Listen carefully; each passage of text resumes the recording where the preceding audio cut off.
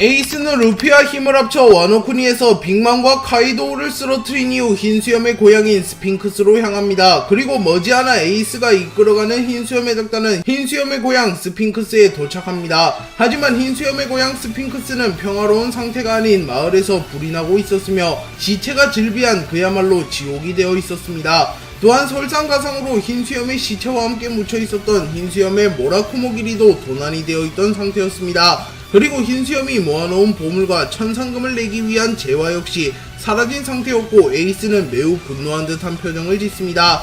그리고 마르코가 빠르게 상황 파악을 하며 스핑크스 마을의 생존자 한 명을 붙잡고 도대체 무슨 일이 있었나요? 이 아버지의 고향이 이런 꼴이라니 라고 소리쳤고 생존자는 울먹이며 마치 전성기 시절의 흰수염을 연상시키는 거구의 흰수염과 노란 머리를 한 괴물이 자신이 흰수염의 아들이라고 주장하며 마을을 통째로 불태워버렸고 보물과 재화를 들고 떠나갔어. 그 힘 많은 흰수염에 비견되는 괴물을 우리의 힘으로 막을 순 없었어 라고 말합니다. 그리고 마르코는 흰수염의 노란 머리를 한 거구라 에드워드 윕을 그 녀석이군 이라고 말했고 에이스는 아버지의 친아들이라고 주장하는 그런 말인가 이번 일로 더더욱 확실해졌군. 아버지의 아들이 이런 일을 벌일 리가 없잖아. 아버지의 고향을 불태우고 아버지의 이름에 먹칠을 한 그놈은 반드시 내 손으로 응징을 해야겠군 이라고 말합니다. 그리고 흰수염의 적단은 스핑크스 섬을 수복한 이후 곧바로 윕을에게 응징하기 위하여 윕을을 찾아 항해를 떠납니다.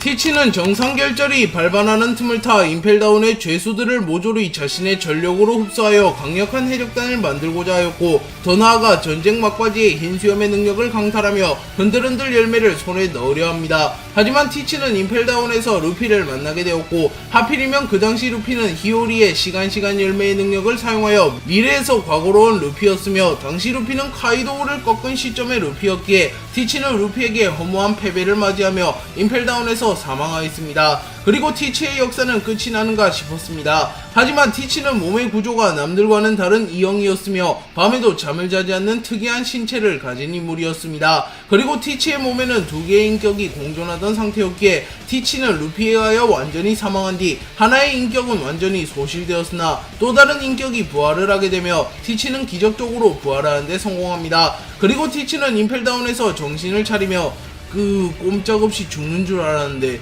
밀짚모자 녀석 저렇게 강할 줄이야 라고 말하며 주변을 둘러봅니다. 그리고 곧이어 시류가 나타났고 임펠다운에 쳐들어오는 멍청이가 있을 줄이야.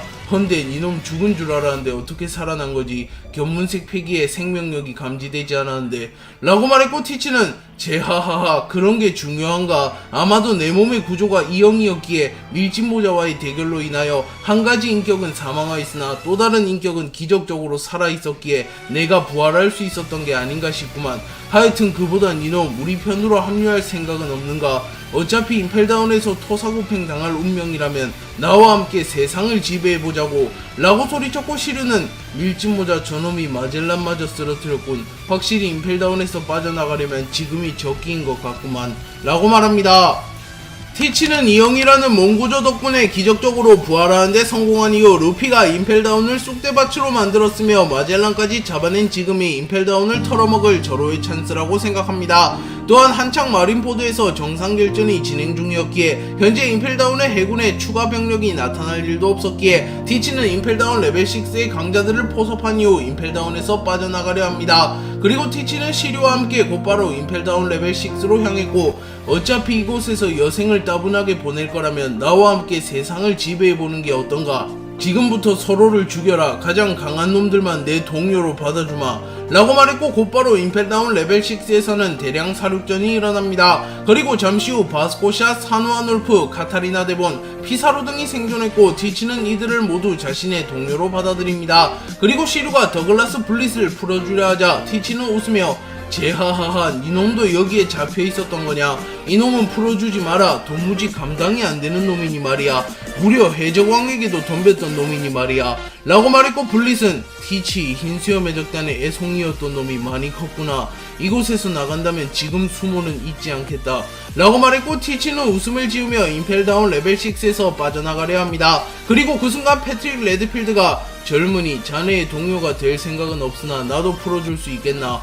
홀로 임펠다운에서 빠져나간다면 해군으로부터 집중 사격을 받을 텐데 다수의 탈옥자가 발생하면 시선이 분산될 걸세 라고 말합니다. 그러자 티치는 곰곰이 생각한 끝에 패트릭 레드필드의 말이 맞다고 생각합니다. 하지만 임펠다운 레벨 6의 죄수들이 자신의 뒤통수를 노릴 수도 있다고 생각하였으며 지금은 어차피 정상결전이 진행되던 터라 자신을 노릴 만한 해군이 없다고 판단하였고 결국 임펠다운의 죄수들을 풀어주지 않으려 합니다. 하지만 자신이 임펠다운 레벨 6의 죄수들을 자신의 동료로 영입했다는 소식이 세간에 알려지게 된다면 해군이나 루피가 응징하러 올 수도 있다고 판단했고 패트릭 레드필드에게 이 모든 일을 뒤집어 씌우려 합니다. 그리고 티치는 패트릭 레드필드만을 풀어주었고 패트릭 레드필드도 티치의 계획을 어느 정도 눈치챘으나 사소한 것에 연연하는 성격이 아니었기에 크게 신경을 쓰진 않습니다. 그리고 티치는 상황실로 가서 CCTV 및 영상 기록을 조작하며 자신이 임펠다운 레벨 6로 향하는 기록을 모조리 삭제하였으며 패트릭 레드필드가 움직이는 기록만을 남겨놓습니다. 티치는 임펠다운에서 성공적으로 빠져나왔고 시류, 바스코샷, 카타리나 데본, 사누아눌프, 피사로 등을 새로운 동료로 영입하는 데 성공합니다. 그리고 티치는 곧바로 하치노스 섬으로 향하였고 동료들에게 지금 내가 살아있다는 것이 세상에 알려진다면 꽤나 곤란한 일들이 많이 생길 것 같군. 우선 해적섬을 점거한 이후 우리 해적단이 비로소 사왕과 대등한 수준이 된다면 그때 본격적으로 활동하도록 하지 라고 말합니다. 그리고 시류는 보기보다는 신중한 남자였구만. 하지만 네 말에도 일리는 있다. 세계의 주목을 받기엔 아직 우리는 너무 약한 것 같군 이라고 말합니다. 그리고 티치는 해적섬이라고 불리우는 하치노스 섬으로 향하였습니다. 그리고 하치노스 섬에는 과거 록스 해적단 출신의 대해적 왕직이 있었고 왕직이 하치노스 섬을 다스리던 상태였습니다. 록스 해적단이 갓벨리에서 괴멸된 이후 왕직은 가까스로 도망치는 데 성공하였고 본래 록스 해적단의 본거지인 하치노스 섬으로 향합니다. 그리고 왕직은 하치노스 섬을 자신의 구역으로 선포한 이후 부활을 꿈꾸며 전력을 가다듬고 있었습니다. 하지만 왕직은 수십 년 동안이나 부활의 불씨를 되살리지 못하였고 하치노스 섬에서 남은 여생을 즐기기로 결정합니다. 하지만 왕직의 예상과는 달리 하치노스 섬에 티치라는 불청객이 나타났고 티치와 왕직의 대결이 시작됩니다. 그리고 티치와 임펠다운 레벨 6의 죄수들 그리고 시류는 순식간에 왕직을 쓰러뜨린 이후 하치노스 섬을 점거하는 데 성공하였고 티치는 하치노스 섬의 새로운 주인이 됩니다. 티치는 왕직을 제압하며 새로운 하치노스 섬의 주인이 된 이후 마린포드에서 일어난 정상결전의 결과를 확인하기 위하여 신문을 꺼내들었고 그 신문에는 이렇게 적혀 있었습니다. 일지모자 루피 믿을 수 없는 활약, 해군 원수 센고쿠를 꺾다, 대해적 흰수염 사망, 에이스 기적적으로 구출되다, 끝나지 않은 해적왕의 공포. 그리고 신문을 모조리 확인한 티치는 제하하하 믿을 수 없는 일이군. 자야에서는 분명 애송이었던 놈이 해군의 정점 센고쿠를 잡아내다니. 그리고 아버지는 죽었지만 에이스 대장이 살아날 줄이야. 분명 밀짚모자와 에이스는 나에게 복수를 하러 올 테지. 하지만 아직 그것은 내가 원하는 게 아니라고 라고 말합니다. 그리고 티치는 능력자 사냥을 자행하며 전력을 보강한 이후 세상의 모습을 드러내고자 했습니다. 그리고 약 2년의 시간이 흘렀고 티치는 비로소 상급 강자로 성장하게 되었으며 검은수염 해적단의 간부들도 전원 악마의 열매 능력자가 되며 검은수염 해적단의 전력은 매우 강해지게 되었습니다. 또한 해군을 탈퇴한 아오키지를 영입하는 데도 성공합니다.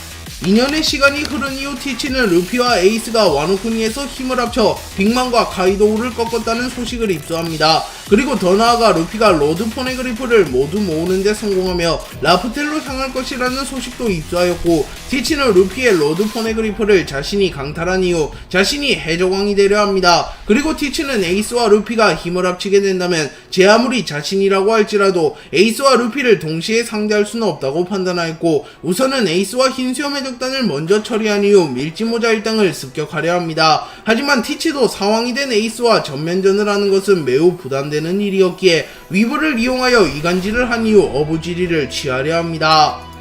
티치는 곧바로 위블과 미스 버킨이 있는 섬으로 향하였고 티치는 순식간에 미스 버킨을 죽여버립니다. 그리고 티치는 카타리나 데본에게 개개열매 모델 구미호의 능력을 사용하여 미스 버킨으로 변신하라고 말했고 카타리나 데본은 미스 버킨으로 변신한 뒤 자연스럽게 위블에게 다가간 이후 위블의 외형을 복사하는 데 성공합니다. 그리고 카타리나 데본은 위블로 변신한 이후 스핑크스 섬에서 난동을 피웠고 위블이 흰수염의 고향 스핑크스 섬을 초토화시켰다고 누명을 씌웁니다. 그리고 티치의 계획대로 에이스와 마르코는 위블이 스핑크스 섬을 초토화시켰다고 오해하게 되었습니다. 그리고 위블은 머지않아 미스 버킨의 시체를 발견하게 되었고 어머니를 잃은 위블은 오열합니다. 그리고 그때 티치가 나타나 네 어머님 미스 버킨을 죽인 놈은 흰수염의 가짜 아들 에이스다. 아마 이놈이 흰수염의 친아들이라고 주장하는 걸 안 잊고 했던 것 같군. 이라고 말했고 위블은 내가 진짜 흰수염의 아들이야. 어머니를 죽게 만든 그놈들을 용서할 수 없어. 라고 말했고 티치는 웃으며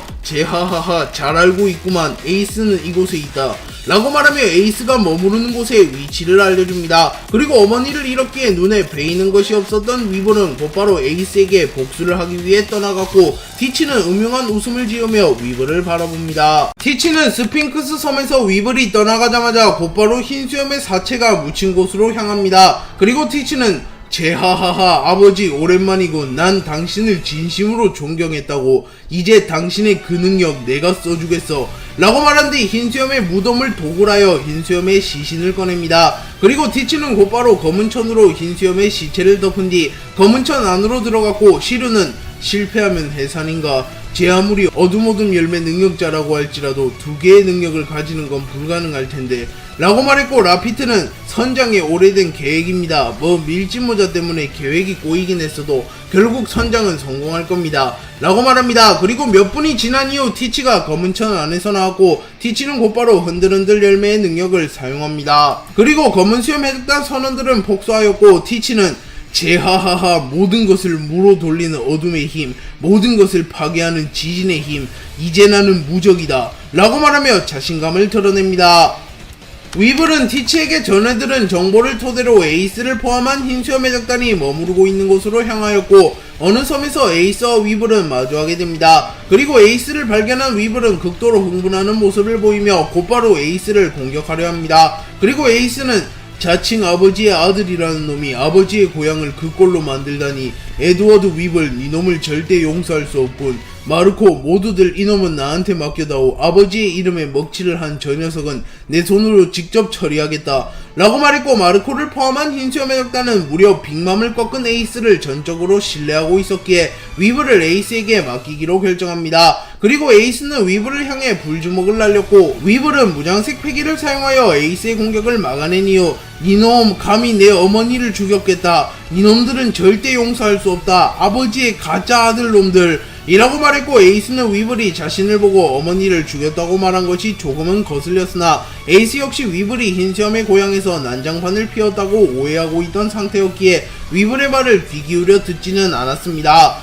에이스와 위블은 티치의 속임수에 넘어가며 서로를 오해하게 되었고 결국 어느 섬에서 생사결을 하게 됩니다. 위블은 에이스의 불주먹을 막아낸 이후 마치 불도저처럼 에이스에게 달려들었고 곧바로 거대한 오널도로 에이스를 베어버리려 합니다. 하지만 그 순간 에이스는 공중으로 높게 튀어오른 이후 형화 화달마를 사용하여 위블을 태워버렸고 위블의 주변이 모두 불타오릅니다. 하지만 위블은 신체 능력이 매우 뛰어났던 인물이기에 에이스의 불꽃마저 버텨낸 이후 공중으로 튀어올라 에이스의 멱살을 잡았고 곧바로 자신의 주먹에 무장색 패기를 두른 이후 에이스의 앞면에 강력한 펀치를 적중시킵니다. 그리고 에이스와 위블은 뒤엉키며 땅으로 떨어졌고 흰수염 해적단은 당황하며 에이스! 라고 소리칩니다. 그리고 마르코는 검은색 패기를 사용하여 아직은 위블과 에이스 모두 멀쩡하다는 것을 눈치채며 걱정할 필요 없다 요이. 에이스는 우리의 선장이다 요이. 반드시 승리할 거라 믿는다. 헌데 위블 저놈 전투 방식이 아버지와 비슷하군. 저놈의 어머니인 미스 버키는 과거 아버지와 같은 시기에 록스 해적단의 배에 탔었다지. 정말로 저놈의 친부가 아버지일 수도. 라고 말하며 흰수염을 가장 가까운 곳에서 봐왔던 마르코가 위블의 전투 방식을 보며 흰수염을 떠올립니다.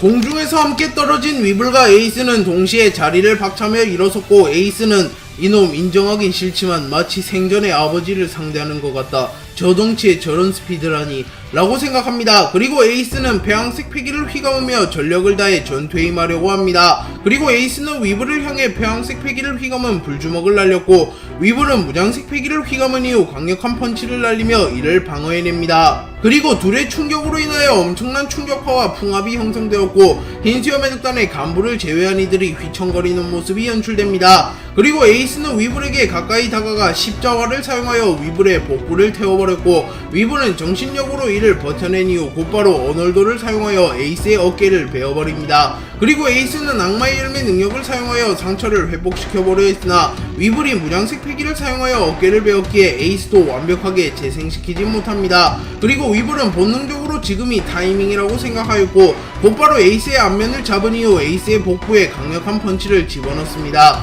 그리고 에이스는 충격을 호소하며 멀리 날아갔고 위블은 에이스를 마무리짓기 위하여 조금은 무리하여 어널더를 휘두르려 합니다. 하지만 위블이 쫓던 에이스는 에이스가 만들어낸 분신이었고 위블이 어널더를 내려치려는 순간 에이스의 형상이 사라집니다. 그리고 위블은 당황하는 표정을 지었고 그 순간 위블의 뒤에서 에이스가 나타나며 눈앞에 보이는 것에만 집중하지 말라고, 진짜는 여기 있단 말이다 라고 말한 뒤 곧바로 불주먹을 사용하여 위블의 복부를 관통시킵니다. 그리고 위블은 피를 토하며 쓰러졌고 에이스는 자신의 승리를 직감합니다.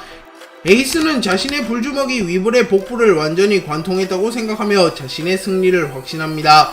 하지만 위블은 찰나의 순간에 무장색 패기를 사용하여 에이스의 불주먹을 막아냈기에 에이스의 공격이 위블의 복부를 완전히 뚫어내지는 못하였습니다. 그리고 위블은 끈질긴 생명력을 보이며 다시 에이스에게 덤벼들었고 에이스는 다시 전투태세를 갖춥니다. 그리고 위블은 몹시 흥분한 상태였기에 공격의 정확도와 정교함은 떨어졌으나 오히려 스피드와 파괴력은 더 올라간 상태였고 에이스를 향해 무차별적인 공격을 난사합니다. 그리고 에이스는 신화 신기루를 사용하여 날카로운 창을 만들어낸 이후 위블의 얼굴에 던졌으나 위블이 고개를 돌리며 이를 피해냈고 위블은 곧바로 어널더로 에이스의 복부를 찔러버립니다. 그리고 에이스는 견문색 패기를 사용하여 이를 예측하기나 했으나 완벽하게 피해내지 못했고 에이스도 적지 않은 데미지를 입습니다. 그리고 이후 에이스와 위블은 약 1시간 동안 처절한 공방을 이어갔고 두 캐릭터는 체력적으로 지친 듯한 모습을 연출합니다. 그리고 에이스의 최고 기술이라고 볼 수 있는 배양색 패기를 휘감은 대염제를 사용하였고 위블 역시 자신의 최고 기술을 준비합니다.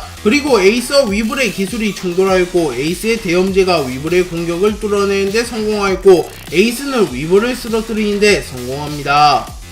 에이스는 위블을 쓰러뜨린 이후 흰수염의 고향을 난장판으로 만든 위블을 응징하기 위하여 쓰러진 위블을 향하여 불주먹을 날리려 합니다. 하지만 그 순간 하늘에서 거대한 섬이 통째로 날아왔고 에이스는 당황하며 불주먹을 사용하여 섬을 태워버립니다. 그리고 그 섬을 던진 인물은 힘힘 열매를 먹은 바제스였습니다. 그리고 머지않아 티치를 포함한 검은수염 해독단 전원이 나타났고 에이스는 당황하며 티치? 니놈은 임펠다운에서 루피에게 죽었다고 들었는데 라고 말합니다. 그리고 티치는 제하하하 에이스 대장 오랜만이고 나는 그렇게 쉽게 죽지 않는다고, 그리고 대장을 위한 선물을 가져왔으니 봐달라고 라고 말한 이후 곧바로 흔들흔들 열매의 능력을 사용하여 대기를 갈라버립니다. 그리고 흰수염 해독단 전원은 매우 놀라며 저건 아버지의 기술, 티치 니놈이 어째서 라고 말합니다. 그리고 마르코는 저놈의 몸은 예전부터 특이했다 요이, 일반적인 사람과는 다른 이형의 몸을 가진, 그래서 악마의 열매를 2개나 먹은 건가 라고 말했고 티치는 제하하하 반은 맞고 반은 틀렸다 마르코, 일반적인 인간이 악마의 열매를 2개 먹는 것은 불가능하지, 하지만 몸 구조가 이형인 이 몸이 어둠어둠 열매의 능력을 사용한다면 충분히 악마의 열매를 2개나 먹을 수 있다. 그래서 어쩔 수 없이 사치로부터 악마의 열매를 빼앗은 거다 라고 소리칩니다. 그리고 에이스는 이놈이 악마의 열매를 2개를 먹었던, 죽었다가 살아났던 내 알 바는 아니다. 오늘 이 자리에서 사치의 복수를 해주마 라고 말합니다. 그러자 티치는 무리하지 말라고 에이스, 저 멍청이와 싸운다고 몸 상태가 말이 아닌 것 같은데 말이야.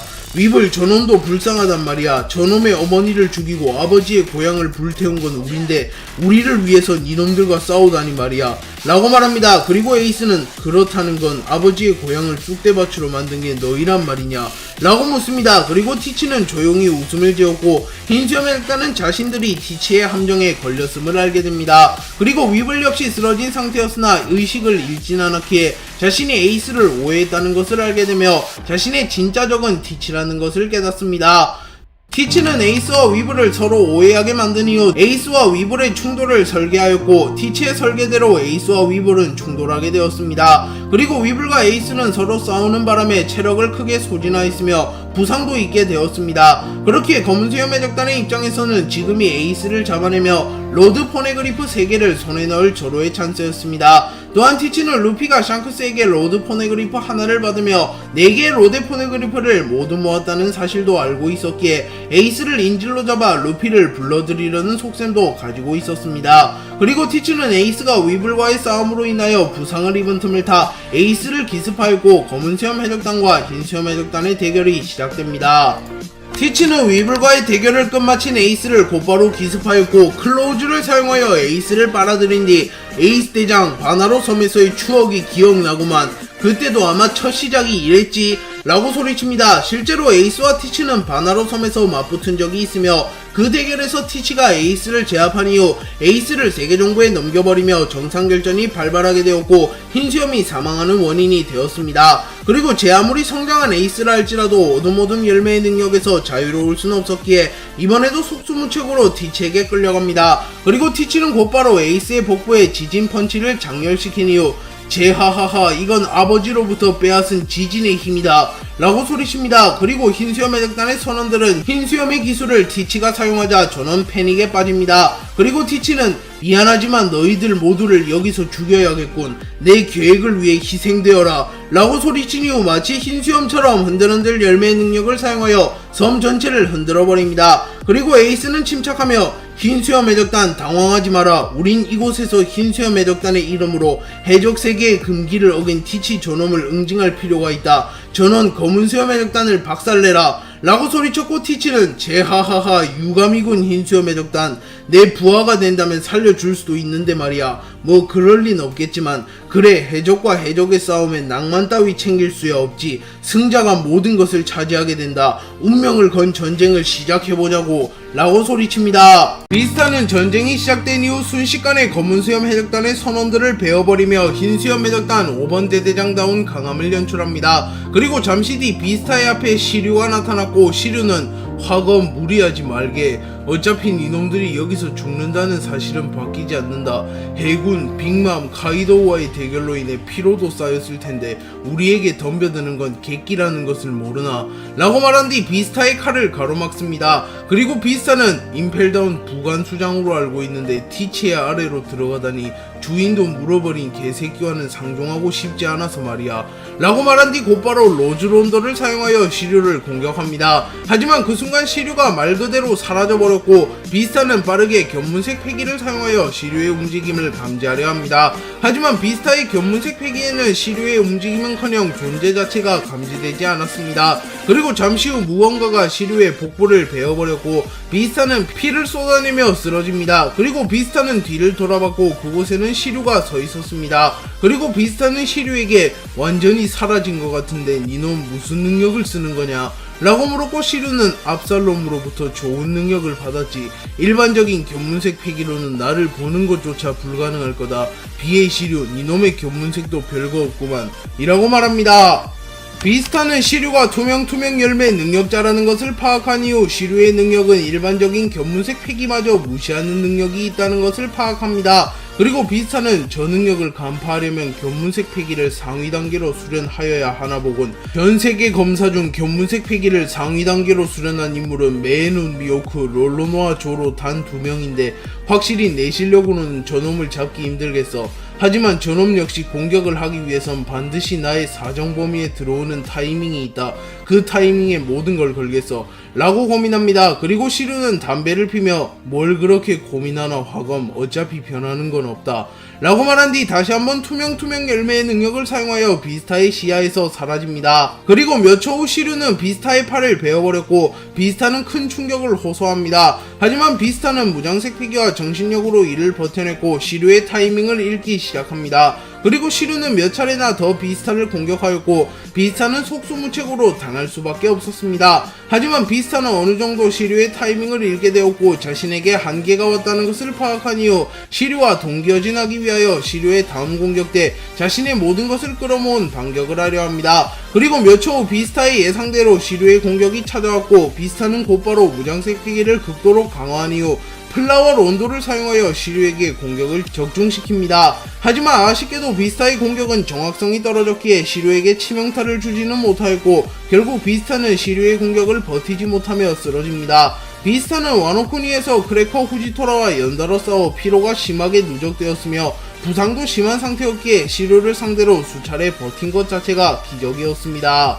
흰수염 해적단과 검은수염 해적단의 전장이 시작된 이후 흰수염 해적단과 검은수염 해적단의 선원들은 꽤나 팽팽한 승부를 이어갔습니다. 특히 간부 쪽에서는 조주와 마르코를 필두로 흰수염 해적단이 우세한 양상을 띠고 있었습니다. 하지만 그 순간 아오키지가 나타났고 아오키지는 순식간에 흰수염 해적단을 모두 얼려버립니다. 그리고 조주와 마르코만이 무장색 패기를 사용하여 아오키지의 얼음을 깨는데 성공하였고, 갑자기 아오키지가 나타나자 마르코와 조주는 매우 당황합니다. 그리고 티치는 제하하하 왔는가 쿠잔, 반 오고와 동행했음에도 꽤 늦었구만 이라고 소리쳤고, 마르코와 조주는 아오키지와 티치가 한패라는 것을 파악합니다. 그리고 마르코는 아오키지에게 전 해군대장이었던 놈이 해적이 되었다고? 그것도 아오키지 니놈이? 라고 소리쳤으며, 조주 역시 이 바다에서 상식밖에 일이 많이 일어난다지만 이건 예상밖의 전개군 이라고 말합니다. 그리고 티치는 제하하하 흰수염 해적단인 이놈들은 이해할 수 없겠지. 너희들은 해적이 아니라 가족이니 말이다. 해적은 원래 이해관계만 일치하면 되는 거라고, 가족놀이를 하는 게 아니란 말이다. 라고 말합니다. 쿠자는 과거 2년 전 해군본부 원수 자리를 두고 아카이누와 격돌하였으나 결국 아카이누에게 패배하였고 해군을 그만두며 민간인이 되었습니다. 그리고 아오키지는 약 1년간 정처 없이 떠돌았고 삶의 목표를 잃어버린 쿠자는 말 그대로 폐인이 되었습니다. 그리고 신세계의 어느 섬에서 아오키지는 술을 마시고 있었고 검은수염 해적단 역시 그 섬에 나타납니다. 그리고 당시 아오키지는 민간인이었으며 몹시 외로운 상태였기에 티치와 우연한 계기로 술을 마시게 됩니다. 그리고 티치는 아오키지에게 너 4배에 타지 않겠나? 지금 무직이잖아. 갈 곳은 있는 거냐? 앞으로 어쩔 거지? 정의에게 쫓겨다니고 말이야. 내 세계의 정의는 다르다. 라고 말하며 갑자기 아오키지에게 스카우트 제안을 합니다. 하지만 아오키지는 멍청한 소리를 그냥 좀 재밌게 같이 마신 정도로 이놈들 따위를 신용할 리가 없잖냐 라고 말했고, 티치는 어이 해적을 착각하고 있는 거 아니야? 우리는 사이좋은 군단 같은 게 아니라고. 해적이란 건 이해관계가 일치하기만 하면 되는 거다 라고 말합니다. 그러자 아오키지는 자유롭구나. 너는 뭘 하고 싶지? 라고 묻습니다. 그러자 티치는 제하하하 해적이라면 당연한 거 아닌가? 나는 원피스를 찾고 해적왕이 될 테다 라고 말합니다. 그러자 아오키지는 역시 이놈의 동료가 될 수 없겠군. 대놓고 테러리스트를 자처하다니 라고 말합니다. 그러자 티치는 너 자신을 속이지 말라 아오키지. 해군이었던 이놈이 가장 잘 알고 있을 텐데 이 세계에서 진정한 문제는 해적도 혁명군도 아닌 세계정부라는 것을 이라고 말합니다. 그리고 아오키지는 오하라 사건을 회상하며 세계정부가 진정한 정의가 아니라는 것을 깨닫게 됩니다. 또한 오하라의 고고학자들이 그토록 알고 싶었던 진실과 세계정부에서 그토록 감추는 진실이 무엇인지 알고 싶어졌고, 아오키지는 공백의 백년과 세상의 진실을 찾기 위하여 검은수염 해적단에 합류하였습니다. 아오키지가 등장하여 흰수염 해적단을 모조리 얼려버린 이후 마르코는 빠르게 전장을 정리하지 않는다면 흰수염 해적단이 전멸할 수도 있다고 판단하였고, 조주에게 내가 아오키지를 맡겠다. 조주 너는 간부들을 맡아줘. 에이스가 티치를 잡아내고 에이스가 합류한다면 우리에게도 승산이 있다 라고 말합니다. 그리고 조주는 고개를 끄덕였고 마르코와 아오키지의 대결이 성사됩니다. 그리고 마르코는 곧바로 악마의 열매 능력을 사용하여 아오키지가 얼린 동료들을 일부 해동시켜 주었고 동료들이 동사하는 것만은 막아냅니다. 그리고 아오키지는 마르코를 처리하는 것이 흰수염 해적단 선원들을 다시 얼리는 것보단 이득이었기에 마르코를 먼저 처리하고 흰수염 해적단 선원들을 다시 얼리려 합니다. 그리고 아오키지는 확실히 이놈들에게 불리한 상황이다. 설마 기적이 일어난다고 믿고 있진 않겠지. 순순히 항복한다면 고통 없이 끝내주겠다 라고 말했고, 마르코는 들은 채도 하지 않고 아오키지의 복부에 불닭킥을 꼽아넣습니다. 그리고 아오키지는 충격을 입으며 멀리 날아갔고 마르코는 아오키지가 반격한 틈도 주지 않고 아오키지를 잡아내려 합니다. 그리고 마르코의 공격이 이어지려는 순간 아오키지는 아이스 에이지를 사용하여 마르코의 날개를 얼려버렸고 아이스 사브르를 사용하여 날카로운 얼음칼을 만들어 마르코의 심장을 찔러버립니다. 하지만 마르코는 악마의 열매 능력을 사용하여 날개의 얼음을 부숴버리고 심장에 생긴 상처를 치유합니다. 그리고 이를 본 아오키지는 어라라 역시 쉽지 않다는 건가. 확실히 이놈을 제압하려면 애를 먹겠어. 모든 상처를 재생하는 불사조라니 라고 말합니다.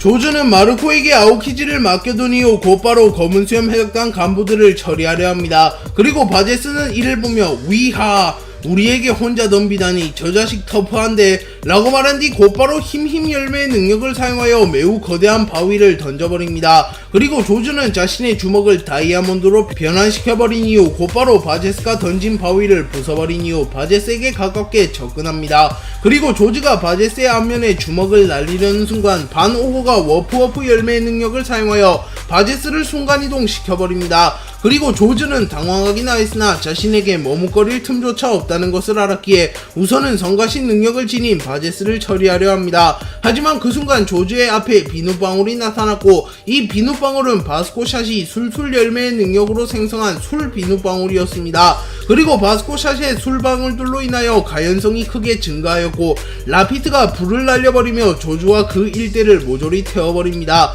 그리고 조즈는 무장색 패기와 악마의 열매 능력으로 치명상을 피해내긴 하였으나 전신에 화상을 입게 되었습니다. 그리고 이후 비스타를 쓰러뜨린 시류가 나타나 조즈를 베어버리며 다이아몬드를 베어보는 건 처음인데 라고 말합니다. 그리고 조즈마저 쓰러지게 되었고 순식간에 흰수염 해적단은 괴멸 위기에 처하게 됩니다.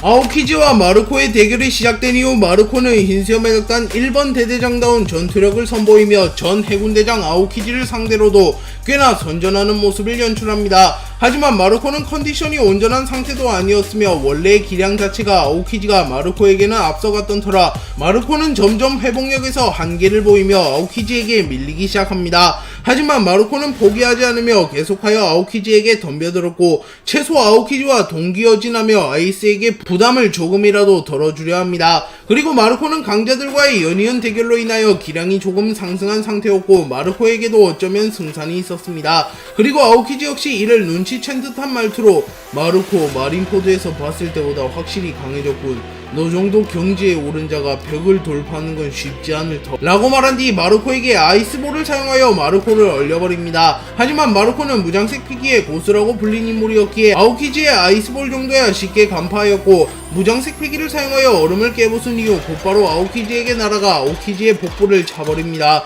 그리고 마르코는 아오키지를 땅에 쳐박는 데 성공했고 아오키지는 재수없게 바다 쪽 부근으로 떨어졌습니다. 하지만 아오키지는 얼음 열매 능력자였기에 바다에 떨어지는 것 따위는 별 상관이 없었습니다. 그리고 아오키지는 바다에 빠져 능력이 봉쇄되기 이전에 바닷물을 얼려버리며 발판을 만들어야 합니다. 하지만 그 순간 마르코는 너와 정정당당하게 겨룰 생각은 없다 요이. 과정은 상관없는 법. 이 대결의 승자는 반드시 내가 되어야 한다 요이. 라고 소리친 이후 악마의 열매 능력을 이용하여 아오키지가 생성한 얼음을 녹여버리는 것은 물론 아오키지에게 다시 한번 발차기를 적중시키며 아오키지를 바다에 처박아 버리는 데 성공합니다. 그리고 아오키지는 매우 당황한 표정을 지으며 어라라 장외패를 시킬 생각이었나. 얼음인간이라고 방심했군. 바다에 빠지는 건 처음인데 라고 말하며 마르코의 작전을 차마 예상하지 못했다고 말하며 바다에 빠져버립니다. 마르코는 아오키지가 바다에 빠진 것을 확인한 이후 견문색 패기를 사용하여 주변에 아오키지를 건져올 만한 검은수염 해적단 선원들이 있는지 탐색합니다. 그리고 마르코의 견문색 패기에는 그 누구도 감지되지 않았고 마르코는 곧바로 조즈와 에이스를 도우러 가려 합니다. 하지만 그 순간 시류가 나타나 마르코의 날개를 베어버렸고 무방비 상태로 공격을 허용한 마르코는 공중에서 떨어집니다. 그리고 마르코는 당황하며 견문색 패기야 아무것도 느껴지지 않았는데 라고 생각합니다. 그리고 잠시 후 시류가 모습을 드러냈고 불사조 마르코 흰수염의 오른팔 닿구나. 후자들 잡아내다니. 하지만 내 능력을 감지하지는 못하는 것 같구나. 견문색 패기를 각성한 각성자라면 일이 꼬일 뻔했다만 다행이군. 이라고 말합니다. 그리고 마르코는 곧바로 불사조로 변신하여 전투를 이어가려 했고 시류는 웃으며 지칠 줄 모르는 놈이군. 이라고 말한 뒤 투명 열매의 능력을 사용하여 투명화됩니다. 그리고 시류는 마르코가 자신에게 다가올 것이라고 예상했으나 마르코는 곧바로 날개를 재생시킨 이후 해안으로 날아갔고 저놈이 나타났다는 건 조즈가 패배했다는 뜻인가? 그렇다면 누군가 아오키지를 구해내려 할 수도 있다. 딱 5분만 아무도 바다로 접근하지 못하게 만든다면 적어도 아오키지의 부활은 막을 수 있다 요이. 라고 생각합니다. 그리고 마르코는 해안에 도착했으나 그곳에는 바노고와 검은수염 해적단 선원들이 있었습니다. 그리고 마르코는 놀라며 어떻게 벌써 해안으로 온 거지? 분명 견문색 패기를 사용했을 때 이토록 짧은 시간 안에 해안에 다다를 수 있는 인물은 없었는데 라고 말합니다. 그리고 바노고는 마르코를 발견한 이후 곧바로 바제스를 워프시켜 마르코의 바로 앞으로 텔레포트 시켰고, 바제스는 자신의 손에 무장색 패기를 휘감은 이후 마치 정상결전의 거푸처럼 마르코를 땅에 처박아버립니다. 그리고 마르코는 누군가가 순간이동을 할 수 있는 능력자라는 것을 깨달았고, 검은수염 해적단 선원들이 아오키지를 구해내는 것을 막아낼 수는 없다고 생각하며 좌절합니다. 하지만 이대로 포기할 수 없었기에 마르코는 다시 한번 불사조로 변해서 해안으로 날아가려 합니다. 하지만 그 순간 섬섬 열매의 능력을 사용하여 섬과 결합한 피사로가 나타나 마르코의 앞을 가로막았고, 다시 한번 바제스가 날아와 마르코를 날려버리려 합니다. 하지만 마르코는 불사 엉겅퀴를 사용하여 바제스의 공격을 막아낸 이후 블루버드를 사용하여 바제스와 피사로를 동시에 날려버립니다. 검은수염 해적단 간부들이 마르코를 마킹하는 사이 바노고의 능력으로 해안으로 순간이동한 검은수염 해적단 선원들이 바다로 뛰어들어 아오키지를 건져내는 데 성공합니다. 그리고 아오키지는 다시 전장으로 복귀하였고 곧바로 마르코와 검은수염 해적단 간부들이 싸우는 곳으로 향합니다. 그리고 아오키지는 마르코를 기습하여 아이스 사브르를 사용하여 마르코의 날개를 베어버립니다. 그리고 마르코가 악마의 열매 능력을 사용하여 날개를 재생시키려 하자 시류가 다시 한번 마르코의 날개를 베어버렸고, 아오키지가 아이스블록 페잔트백을 사용하여 마르코를 완벽하게 제압하는 데 성공합니다. 그리고 마르코는 흰수염을 떠올리며 흰수염이 늘 절망적인 상황에서도 무엇이 두렵겠나, 난 흰수염이다 라고 소리친 것을 떠올립니다. 그리고 마르코는 모든 체력을 소진하며 다시 한번 자신의 팔을 재생하는 데 성공했고, 무엇이 두렵겠나, 우린 흰수염 해적단이다 라고 소리칩니다. 그리고 바제스는 비웃으며 위하, 흰수염은 결국 패배자란 말이다. 지금 와서 흰수염과 같은 말을 한들 기적이 일어날 리는 없다고 라고 말했고, 검은수염 해적단 전원은 마르코를 비웃습니다. 마르코는 호기롭게 다시 일어섰으나 지금 자신이 검은수염 해적단과 상대하여 승리할 가능성은 없다는 것을 알고 있었습니다. 그래서 마르코는 여기서 검은수염 해적단 간부 한 명이라도 동기어진하며 에이스에게 도움이 되고자 했습니다. 그리고 마르코가 공격을 재개하려는 순간 누군가가 흰수염을 비웃는 검은수염 해적단을 공격하였고, 그 인물은 다름 아닌 위블이었습니다. 위블은 에이스와의 대결에서 패배한 이후 잠시 쓰러졌으나 완전히 정신을 잃지는 않았고 에이스와 티치의 대화를 모두 엿들었습니다. 그리고 위블이 멍청했기는 했으나 티치가 말을 돌려서 하지 않고 직선적으로 자신이 에이스와 위블을 속여 이간질을 했다고 말했기에 위블도 자신의 적은 에이스가 아니라 티치라는 것을 깨달았습니다. 그리고 위블이 가장 싫어하는 것은 흰수염을 모독하는 것인데 자신을 속인 검은수염 해적단이 흰수염을 모독하고 있자 매우 열받았던 것입니다. 그래서 위블은 정신을 차린 이후 곧바로 검은수염 해적단을 공격하였고, 검은수염 이 썩을 놈들, 나를 속이고 어머니를 죽였겠다. 그리고 내 아버지 흰수염을 보고 패배자라고, 너희들을 절대 용서할 수 없어 라고 소리치며 곧바로 바제스 라피트 피사로를 베어버렸고, 위블은 힘만큼은 전성기 흰수염에 버금갔기에 바제스 라피트 피사로는 단 한 방만에 리타이어 됩니다. 마르코는 절망적인 상황에서 든든한 지원군을 얻게 되었고, 위블의 도움이 있다면 이 상황을 타개할 수 있을 수도 있다고 판단합니다. 그래서 마르코는 위블에게 위블, 아오키지를 맡아줄 수 있겠나? 네가 진짜 아버지의 아들이라면 아오키지 정도야 무리 없이 잡을 수 있을 거다 라고 말했고, 위블은 단순했기에 마르코가 네가 진짜 아버지의 아들이라면 아오키지 정도야 무리 없이 잡을 수 있을 거다 라고 말한 것은 네가 진짜 아버지의 아들이란 걸 증명하려면 아오키지를 잡아내야 된다 라고 해석했고, 위블은 그래, 내가 저 자식을 잡아주겠다. 아버지의 아들이라고 사칭하는 너희들이 밉긴 하지만 지금 날 가장 열받게 한 건 검은수염 자식들이라고 라고 말한 뒤 곧바로 아오키지에게 달려듭니다. 그리고 마르코는 시류와 검은수염 해적단 간부들을 바라보며 너희들은 내가 상대해주마 라고 말합니다. 또한 와노쿠니 전쟁 이후 흰수염 해적단에 새롭게 합류한 야마토가 나타났고, 야마토는 소란스러워서 일어나는데 이게 무슨 상황이야 마르코? 라고 물었고, 마르코는 검은수염 해적단의 기습이다 요이 라고 말했고, 야마토는 당황하며 에이스는 어떻게 되었어? 라고 묻습니다. 그리고 마르코는 에이스는 티치와 대결 중이다 요이, 하지만 제 아무리 에이스라 할지라도 위블과의 대결 이후 곧바로 티치를 상대하는 건 무리일 터. 야마토, 네가 에이스를 도우러 가는 게 어떻겠나? 에이스는 북동쪽에 있다 라고 말합니다. 그리고 야마토는 곧바로 개개열매 모델 오우쿠치노 마카미의 능력을 사용하여 오우쿠치노 마카미로 변신한 이후 에이스를 도우러 가려 합니다. 하지만 그 순간 시류가 나타나 야마토를 가로막았고, 시류는 오거, 바스코샤, 데본, 마르코를 맡아라. 평소라면 너희들이 꿈도 못 꿀 위인이지만 지금의 저놈은 죽기 직전이다. 아마 손가락으로 툭 치면 쓰러질걸? 이라고 말합니다. 그러자 마르코는 악마의 열매 능력을 사용하여 상체를 재생하며 내가 넌 줄 아나? 야마토, 그놈은 악마의 열매 능력자다. 몸이 투명해지게 되면 견문색 회기로도 움직임을 감지할 수 없어. 라고 말해줍니다. 그리고 위블과 아오키지, 마르코와 검은 수염 해적단 간부 시류와 야마토의 대결이 시작됩니다.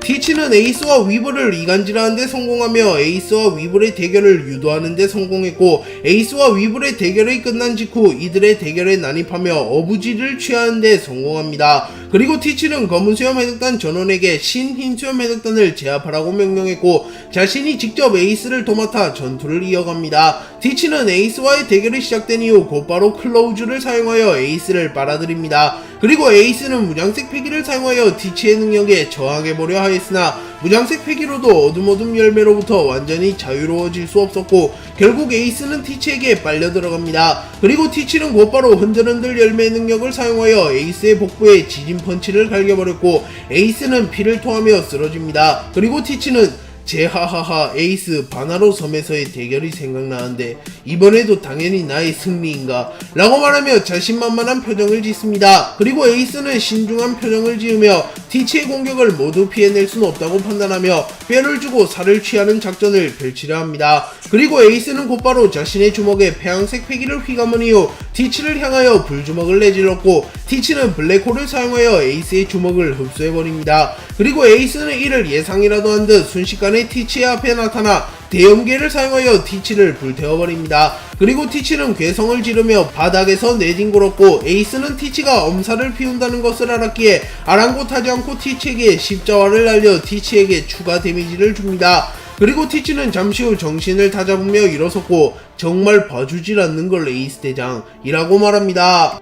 티치는 에이스의 공격을 맞고 쓰러진 이후 다시 일어선 이후 에이스에게 여기서 니놈을 임질로 잡은 뒤 니놈의 목숨을 담보로 밀짚모자를 불러드릴 거다. 소문에 의하면 밀짚모자는 4개의 로드 포네그리프를 모두 모았다지. 그러니 밀짚모자를 잡아낸다면 내가 해저왕이 될 수 있단 말이다. 제하하하 정말이지 동생에게 민폐만 되는 형이구만 에이스 라고 말하며 자신의 계획을 말해줍니다. 그리고 에이스는 정색하며 이거 참 루피에겐 미안하게 됐구만. 하지만 티치 내가 여기서 니놈한테 잡힐 일 따윈 없다. 오늘 사치와 아버지의 복수를 해주마 라고 말한 뒤 엄청난 폐양색 패기를 뿜어댔고 티치는 제하하하 이것이 해적왕의 아들의 기세인가 라고 말했고 에이스는 내 아버지는 흰수염뿐이다 라고 말한 이후 불과 폐양색 패기를 동시에 방출하며 티치를 공격합니다. 그리고 티치는 다크메탈을 사용하여 거대한 어둠 덩어리를 만든 이후 에이스의 공격을 방어해냈고 곧바로 에이스에게 다가가 클로우즈를 사용하여 에이스를 끌어당깁니다.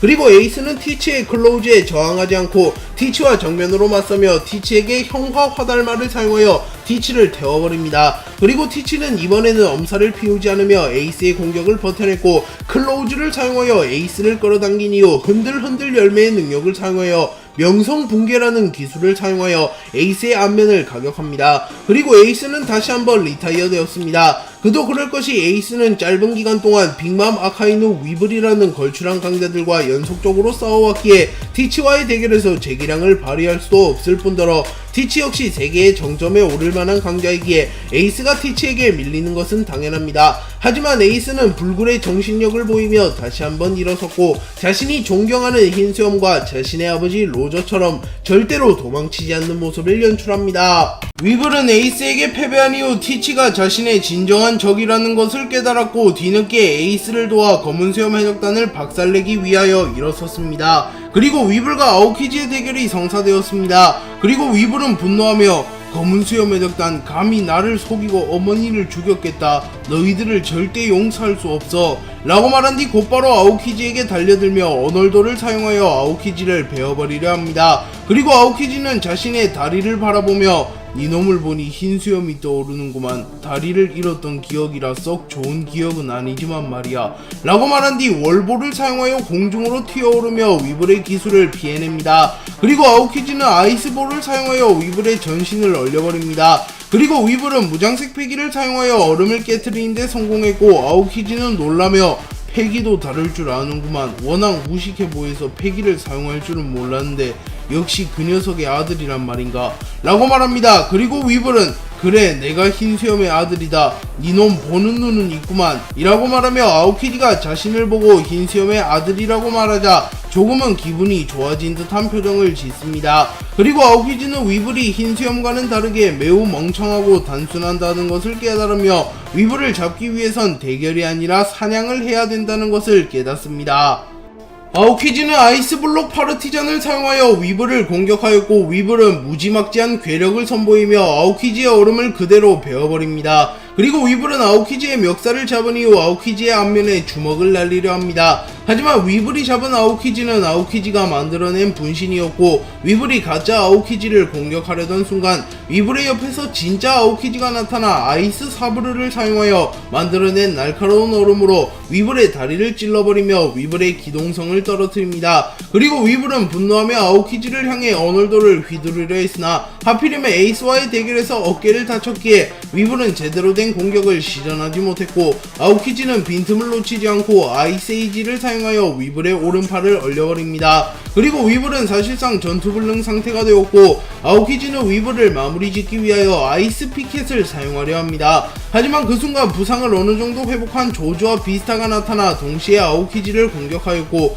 비스타는 위블에게 지금 너마저 쓰러진다면 흰수염의 흑단은 전멸한다. 더 이상 누구 하나 쓰러져선 안된다 라고 말합니다. 그리고 아오키지는 피를 흘리며 한 놈도 성가신데 말이야 니놈 3명과는 싸우고 싶지 않은데 말이야 라고 말합니다. 그리고 위블은 우리 3명이면 저놈한테 이기는 거 아니야? 그냥 저놈 죽이고 에이스에게 가자 라고 말합니다. 하지만 조주는 정상적인 상태라면 그렇겠지. 하지만 우리 3명 모두 제대로 된 전투를 할 수 있는 상태가 아니다. 나와 비스타가 아오키지를 막을 테니 너는 에이스를 도우러 가라. 에이스 역시 지금 서 있는 것만으로도 몸에 한계가 올 거다 라고 말하며 위블에게는 에이스를 도우러 가라고 말합니다. 그리고 위블은 곧바로 에이스가 있는 곳으로 뛰어갔고 아오키지는 분노하며 계속하여 변수가 생기는군 이라고 말한 뒤 순식간에 조조와 비스타를 얼려버립니다. 그리고 조조는 곧바로 얼어버리며 쓰러졌고 비스타는 저항하려 했으나 아오키지가 아이스 바디를 사용하여 다시 얼려버리며 결국 조조와 비스타는 얼어버렸습니다. 야마토와 시류의 대결이 시작된 이후 시류는 투명 열매의 능력을 사용하여 순식간에 야마토의 허벅지를 베어버렸고 야마토는 견문색 패기를 사용하고도 시류의 움직임을 전혀 감지하지 못합니다. 그리고 야마토는 과거 카이도우와의 대결을 떠올립니다. 과거 야마토는 카이도우에게 계속하여 공격을 하였으나 단 한 번도 적중시키지 못했던 적이 있었고 야마토는 카이도우에게 어떻게 자신의 공격을 모두 피해냈는지 묻습니다. 그리고 카이도우는 웃으며 우로로로 야마토 견문색 패기를 극한으로 단련하면 말이다. 잠시 앞에 미래를 볼 수 있다 라고 말하며 견문색 패기를 각성하면 미래를 볼 수 있다는 것을 알려줍니다. 그리고 야마토는 시류를 상대하기 위해서는 반드시 견문색 패기를 각성하여 미래를 볼 필요가 있다고 판단합니다. 그리고 그 순간 시류가 다시 야마토를 노렸고 야마토는 미래를 보려 하였으나 야마토의 생각대로 바로 미래가 봐지지는 않습니다. 그리고 야마토는 카이도우가 미래를 보기 위해서는 마음을 집중하고 잡념을 비운 이후 견문색 패기를 사용해야 된다고 말한 것을 떠올렸고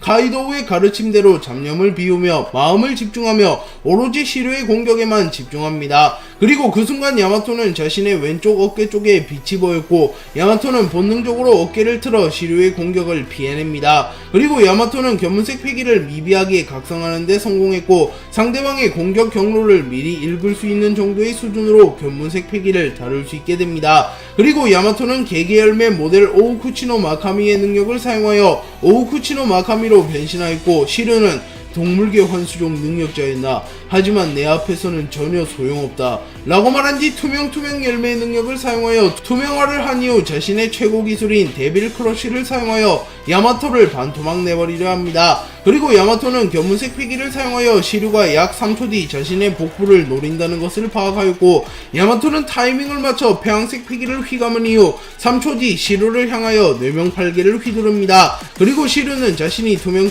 열매의 능력을 사용한 이후 사격을 허용할 거란 생각을 하지 않았기에 야마토에게 정타를 허용하였고 시류는 쓰러집니다. 그리고 야마토는 시류를 쓰러뜨린 이후 에이스를 도우려 가려 했으나 에이스를 굳게 믿고 있었기에 쓰러진 흰수염 해적단을 돕기로 결정합니다. 마르코는 위블과 야마토의 난입 이후 자신이 오거 바스코샤 데본을 도맡아 상대하게 되었고 잠시 전에 당했던 수모를 갚을 기회가 왔습니다. 그리고 마르코는 자신의 몸 상태가 멀쩡한 상태는 아니었기에 빠르게 이들을 정리하려 합니다. 그리고 마르코는 곧바로 봉황인을 사용하여 오거를 공격하였으나 오거는 워프워프 열매의 능력을 이용하여 마르코의 공격을 피해냅니다. 그리고 그 순간 계기 열매 모델 구미호를 사용하여 구미호로 변한 데본이 마르코를 물어버리려고 하였으나 마르코는 견문색 패기를 사용하여 자신의 몸을 유동화시키며 데본의 공격을 피해냈고 마르코는 곧바로 데본에게 불다킥을 장력시키며 데본을 땅에 처박아버립니다. 그리고 이후 바스코샷이 술술 열매의 능력을 사용하여 알코올 비누방울을 타고 나타나 마르코를 공격하려 하였으나 마르코는 순식간에 블루버드를 사용하여 바스코샷을 제압하는 데 성공합니다. 그리고 오거는 매우 먼 거리에서 정확한 사격 실력을 선보이며 마르코의 머리를 노렸고 오거는 마르코의 머리에 헤드샷을 적중시킵니다. 그리고 마르코는 충격을 받으며 공중에서 떨어졌고 오거는 마무리 짓기 위하여 마르코의 근처로 워프합니다. 하지만 그 순간 마르코는 자신에게 가까이 다가온 오거의 멱살을 잡은 이후 성가신 능력을 가졌구만 요이. 순간이동 능력자라니. 하지만 나에게 잡힌 이상 도망칠 수는 없다 요이 라고 말합니다. 그도 그럴 것이 만약 오거가 워프를 하면 마르코가 오거를 붙잡은 상태이기에 마르코 역시 오거와 함께 워프될 것이기 때문입니다. 그리고 마르코는 오거를 붙잡은 채로 오거의 복부에 봉황인을 사용하였고 오거는 충격을 호소하며 쓰러집니다. 그리고 마르코는 오거 바스코샷 데본을 순식간에 쓰러뜨린 이후 가장 중요하다고 볼 수 있는 에이스와 티치의 대결의 결과를 확인하기 위하여 에이스와 티치의 대결이 진행 중인 곳으로 날아갑니다. 아오키지는 비스타와 조주를 얼려버린 이후 이들이 부활할 것을 우려하며 비스타와 조주를 얼린 상태로 파괴하여 확인 사살을 하려고 합니다. 하지만 그 순간 야마토가 나타나 아오키지의 뒤통수에 4명 팔개를 갈겨버렸고 아오키지는 그대로 깨져버립니다. 그리고 아오키지는 빠르게 재생한 이후 너는 정상결전에서 자칭 오뎅이라고 이라고 말하며 야마토를 보며 정상결전을 떠올립니다. 그리고 야마토는 자칭이 아니라 내가 오뎅이다. 흰수염 해적단으로서 이들을 죽게 내버려 둘 순 없지 라고 말하며 전투태세를 갖춥니다. 그리고 아오키지는 지금의 몸 상태로는 야마토를 감당할 수 없다고 판단하였고 뭐 이 정도면 할 만큼 한 것 같으니 너와의 대결은 다음으로 미루도록 하지. 서로에게 그게 나을 것 같으니 말이야 라고 말한 뒤 현장에서 벗어나려 하였고 야마토도 굳이 아오키지를 붙잡는 것보다는 조주와 비스타를 살리는 게 우선이었기에 굳이 아오키지를 붙잡지는 않습니다. 에이스와 티치의 대결이 시작된 이후 시간이 꽤나 흐르게 되었고 승부는 티치 쪽으로 기울어갑니다. 그리고 티치는 제하하하 이제 그만 포기하라고 에이스 대장 꼴불견이란 말이야 라고 말합니다. 그리고 에이스는 길고 짧은 건 대봐야 된다고 티치 라고 응수합니다. 하지만 에이스 역시 이대로 가면 자신이 패배할 것이 뻔했으며 흰수염 해적단이 전멸한다는 것을 느꼈습니다. 그리고 에이스는 흰수염을 떠올리며 마린포드에서 아버지가 이런 기분이 들었던 것인가. 나 하나 희생하고 가족들을 살릴 수 있다면 이라고 말하며 자신을 희생하여 흰수염 해적단 선원들만이라도 살리려 합니다. 그리고 머지않아 마르코가 나타났고 에이스는 흰수염 해적단이 전멸되기 직전임을 알아차립니다. 그리고 잠시 후 아오키지도 나타났고 에이스는 자신들이 절망적인 상황에 빠졌음을 깨닫습니다. 그래서 에이스는 불꽃벽을 만들어 티치와 자신을 가두었고 티치는 뭐하는 거야 에이스 자포자기라도 한 거냔 말이다 라고 말합니다. 그리고 마르코는 당황하며 무슨 짓이야 에이스 라고 소리칩니다. 그리고 에이스는 큰 소리로 마르코 지금부터 선장으로서 명령한다. 만약 거부한다면 아버지의 명령을 거스르는 것과 마찬가지다. 지금 당장 모두를 데리고 이 섬에서 벗어나라. 티치와 아오키지는 내가 막아주겠다 라고 말합니다. 그리고 마르코는 여기서 죽기라도 하겠다는 거야. 너만 내버려두고 떠날 순 없어 라고 말합니다. 그러자 에이스는 설마 선장 명령을 거부하기로 할 셈이야 마르코. 이건 부탁이 아니야 명령이지 라고 말합니다. 그리고 에이스는 마르코에게만 여기서 모두를 죽게 내버려 둘 순 없어. 여기서 내가 티치와 결착을 짓겠어. 나를 믿어줘 마르코. 흰수염의 이름을 걸고 절대로 지지 않겠어 라고 말했고 마르코는 처음에는 에이스와 함께 죽는 한이 있더라도 끝까지 티치에게 저항하려 했으나 에이스를 믿기로 결정하며 이 섬에서 떠나기로 결정합니다. 그리고 마르코는 곧바로 흰수염 해적단 선원들을 수습하여 섬에서 떠나갔고 티치는 처음부터 에이스를 생포하는 게 목적이었으며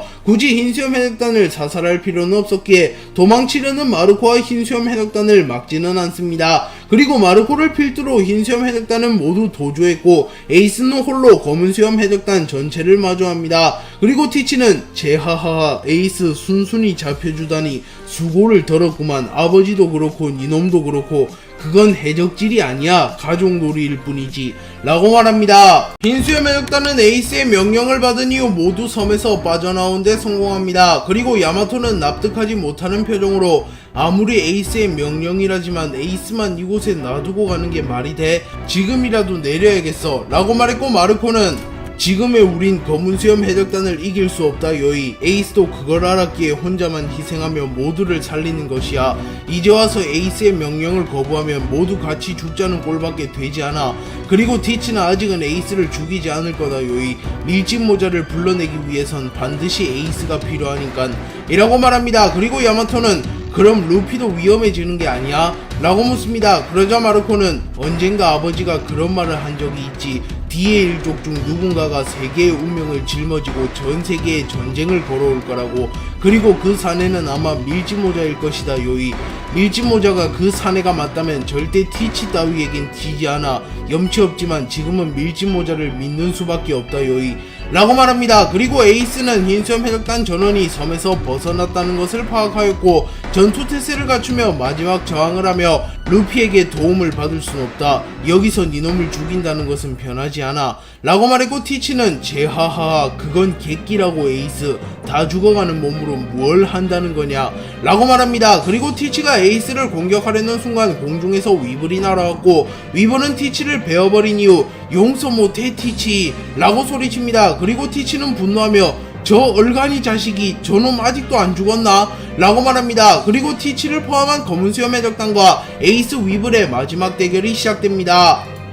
에이스는 위블에게 넌 왜 섬에서 안 떠나간 거냐? 라고 물었고 위블은 내가 니놈 말을 들을 이유는 없잖아. 그리고 티치는 내가 죽일 거다. 가로채지 마라 에이스 라고 말합니다. 하지만 에이스와 위블은 자신감은 넘쳤으나 몸 상태가 워낙 안 좋았기에 사실상 가만히 서 있는 것조차 힘든 상태였습니다. 그리고 위블은 무지성으로 티치에게 돌격했고 티치는 블랙홀을 사용하여 위블을 빨아들입니다. 그리고 곧바로 아오키지가 위블에게 아이스블록 파르티잔을 적중시켰고 위블은 매가리 없이 쓰러집니다. 그리고 에이스는 곧바로 결착을 짓기 위하여 폐왕색 폐기를 방출시킨 이후 자신의 최고 기술인 대염제와 함께 융합시켜 티치를 공격합니다. 그리고 티치는 흔들흔들 열매의 능력과 무장색 폐기를 동시에 사용하여 에이스의 공격을 가까스로 막아내는 데 성공하였고 힘을 다한 에이스는 쓰러집니다. 그리고 티치는 곧바로 클로우즈를 사용하여 에이스를 끌어당긴 이후 에이스를 리타이어 시키는 데 성공하였고 에이스에게 해로석 수갑을 채워 에이스를 무력화시킵니다.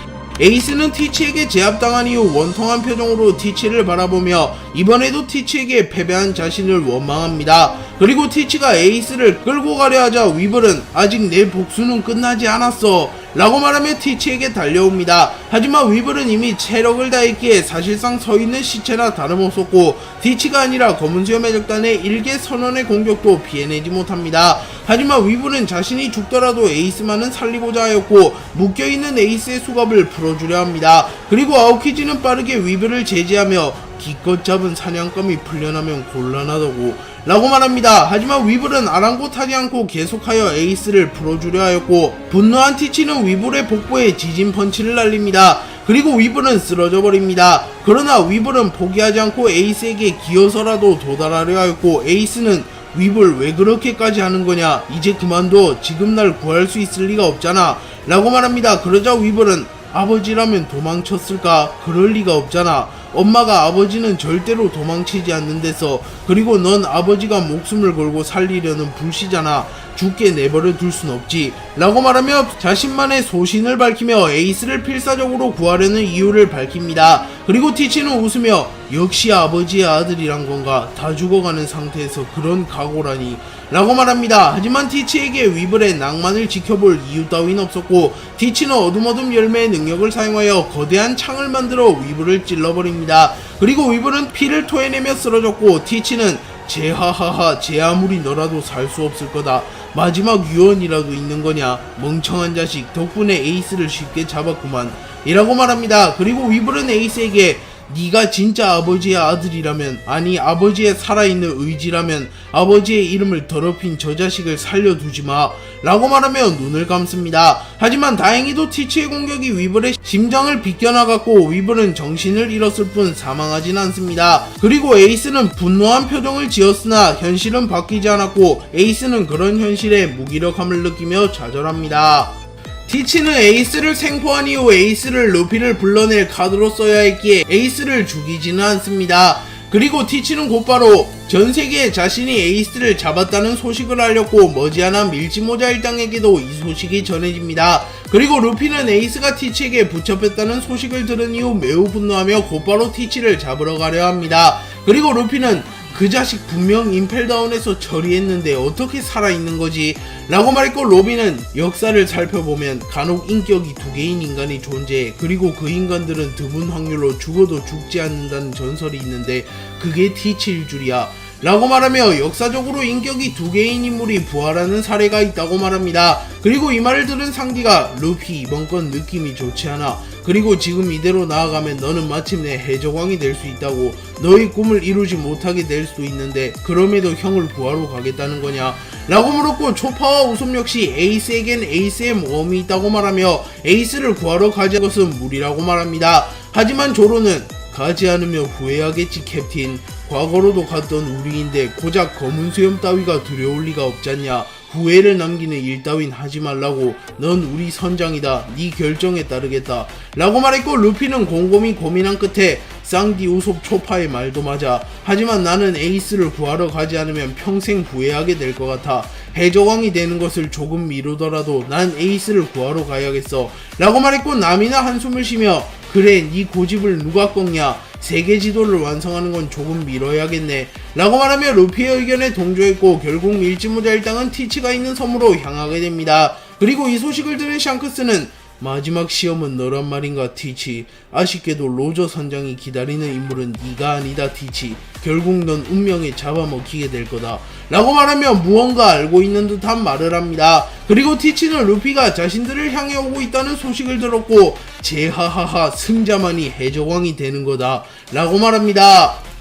한편 기적적으로 정신을 차린 위블은 티치가 에이스를 묶어놓은 것을 보며 티치를 급습하려 합니다. 하지만 이를 눈치챈 에이스가 위블에게 몰래 도망치라고 말했고 위블은 고개를 저으며 그럴 수 없다고 말합니다. 하지만 에이스는 위블과 같이 죽을 수는 없었기에 어머니의 복수를 하고 싶다면 냉정해져라 위블. 나는 여기서 죽지 않아. 하지만 너는 다르다. 지금의 넌 티치에게 필요가 없는 존재지. 검은 수염 해적단이 잠시 자리를 비운 지금이 유일한 도주 찬스다. 우선 지금은 도망치고 훗날을 도모해라. 복수도 살아야 가능하다 라고 말했고 위블은 눈물을 흘리며 도주합니다. 그리고 다행히도 티치는 긴장을 풀며 견문색 패기를 쓰지 않고 있었기에 위블이 도주하는 것을 전혀 파악하지 못합니다. 그리고 잠시 후 티치가 돌아왔고 티치는 위블이 사라진 것을 보며 뭐야 저 녀석 살아있었나. 다시 나타나서 복수라도 한다고 하면 골치 아프겠구만. 하지만 뭐 저런 놈한테 신경 쓸 겨를 따윈 없지. 해적왕이 코앞인데 말이야 라고 말하며 웃었고 에이스는 너 따위가 해적왕이 되겠다고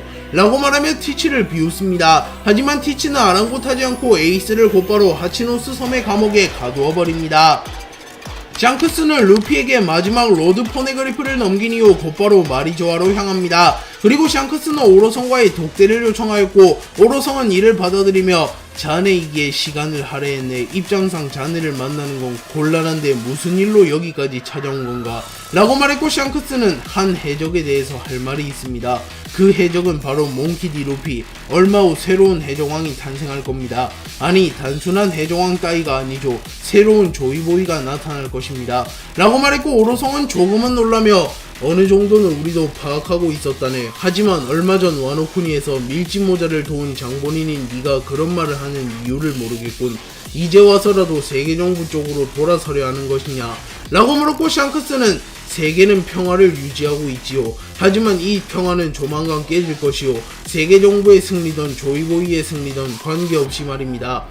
하지만 아직은 세계 정부가 움직일 때가 아닙니다. 신의 기사단이 출동했다고 들었습니다. 새로운 해적왕의 탄생을 막기 위해. 하지만 이 세계에는 신시대가 반드시 와야 합니다. 만약 세계 정부에서 직접 나서 신시대를 부정한다면 제가 직접 막아서겠습니다. 라고 말하며 세계 정부 측에서 루피를 견제하기 위하여 신의 기사단을 파견했다는 사실을 입수했으며, 만약 신의 기사단을 루피에게 보낸다면 자신이 직접 이를 막아서겠다고 말합니다. 그리고 오로성은 함부로 움직이지 않는 사내라고 생각했는데 이렇게 무례한 태도라면 니놈 먼저 없애버릴 수밖에 없겠군. 하지만 우리로서도 피거랜드 가문인 니놈을 함부로 공격할 순 없겠지. 또한 그분께서도 아직은 해적지대를 끝내라는 명령을 내리지도 않았고 말이야. 객기를 부릴 수 있는 건 이번 한 번만이다, 샹크스. 라고 말하며 우선은 신의 기사단의 출동을 취소하겠다고 말합니다. 그리고 샹크스는 마리조아를 빠져나왔고, 그때 로저 선장님이 말했던 그대로다. 로저 선장님도 나도 운명의 사내는 아니며 우린 새롭게 나타날 조이보이를 기다리고 있다고. 그리고 그 사내는 루피. 네가 만들어 가려는 시대는 무엇이냐, 루피. 네가 로저 선장님이 말한 그 사내가 맞다면 네가 만들어가는 시대를 보고 싶구나. 라고 말하며 로저가 과거 자신에게 귓속말을 하며 세계의 진실에 대하여 말해준 것을 떠올리며 자신이 피거랜드 가문임에도 불구하고 루피를 돕고 있는 이유에 대하여 회상합니다.